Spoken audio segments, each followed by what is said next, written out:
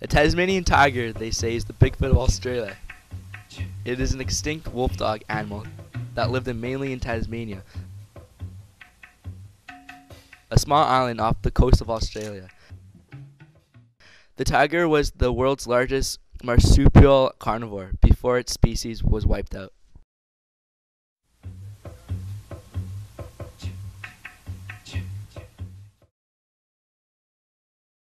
The Tasmanian tiger has a skinny, fox-like face with a long jaw that could open to 120 degrees. It was yellowish-brown with about 16 to 18 stripes on its back. Its tail was 20 to 26 inches long. The Tasmanian tiger has a sense of smell and the bark of a dog.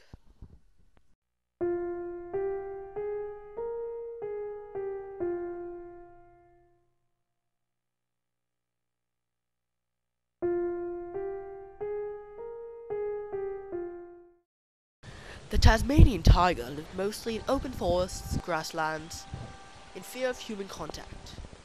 Many of the remaining Tasmanian tigers were placed in captivity. The last known Tasmanian tiger died in captivity in 1936 in a zoo in Tasmania.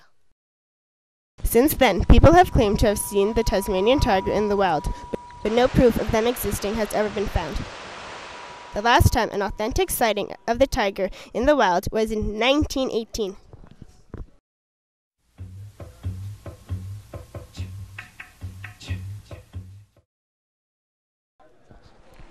For centuries, they have lived in Tasmania until European settlers came in the early 1800s and began to wipe out the species, believing it to be a threat to their livestock.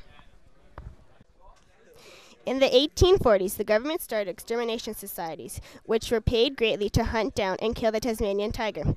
Their habitats were also demolished due to the settlers clearing the land for farming.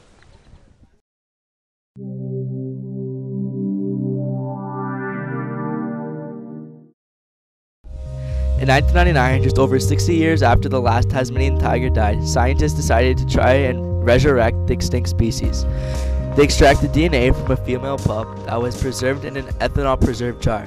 2 years later, DNA was extracted from the bones and dried muscle of 2 more pups. In May 2002, scientists used extracted DNA and replicated some of the Tasmanian tiger's genes using a process called PCR, which amplifies the pieces of DNA into millions of copies. Once the damaged DNA is assessed and repaired, the tiger's genetic blueprint will be inserted into the egg of a close relative, such as the Tasmanian devil. The main problem with cloning, you see, is that you would have to arrange thousands, even millions, of fragments of DNA in order to get the correct genetic sequence. Even then, once you have figured out the correct genetic sequence, they'd have to be rearranged into chromosomes. Then those would have to be assembled into the complete genetic sequence called the genome. Even then, you would have to get dead DNA to act as living DNA, so that it can be extracted and multiplied using yeast or other bacteria cells. So, as you probably can tell, cloning is not as easy as you might have thought. You cannot simply take something and multiply it into an exact clone. Isn't that right, Trevor? Yes, that's right. If scientists do eventually manage to clone a Tasmanian tiger, it'll be a great breakthrough in science history. I'm the Professor Here's Clone, and thank you for listening.